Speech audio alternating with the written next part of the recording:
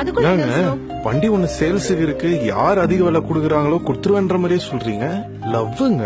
பையன் வேற நேத்துல இருந்து புலம்புறான். போய் சொன்ன மச்சான், அதுக்குள்ள கார்ல ஒருத்தன் வந்து சொல்லிட்டான், பொண்ணுங்க சைக்கிளா காரான்னா கார் பின்னாடி தான் போவோன்னு வந்து சொன்னான். ஆனா உங்களை பார்த்தா அப்படி தெரியலையே.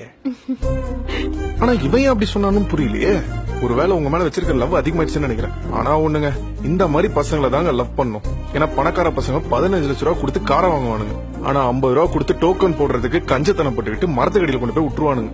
ஆனா கஷ்டப்படுற பசங்க 2000 ரூபா கொடுத்து சைக்கிள் வாங்கினாலும் அதுக்கு 4 ரூபாய் கொடுத்து டோக்கனையும் போடுவான், 2 பூட்டு எக்ஸ்ட்ராவா சேர்த்தும் போடுவான். கேட்டு தாண்டுற வரைக்கும் சைக்கிள் சேஃபா இருக்கான்னு செக் பண்ணிட்டு போவான். இந்த மாதிரி ஒரு பையனை என்கரேஜ் பண்ணி லவ் பண்ணீங்கன்னா அவனு நாளைக்கு வாழ்க்கையில லிஃப்ட் ஆகி ஒரு காரை வாங்கி 50 ரூபாய்க்கு டோக்கனை போடுவான். ஏன்னா சைக்கிளுக்கே டோக்கன் போட்டவன் தானே. ஒரு சைக்கிளே ஒருத்தர் இப்படி பாத்துக்கும் போது உங்களை மாதிரி ஒரு பொண்ணு அவன் எப்படி பாத்துப்பான்? யோசிங்க யோசிங்க. மச்சான் யோசிக்கிறடா. தேர்தல்ல டக்குன்னு கையை பிடிச்ச சொல்றான்.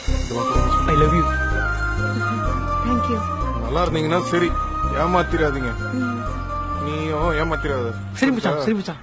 ஓ, எப்ப விட்டு போவாளுங்கன்னு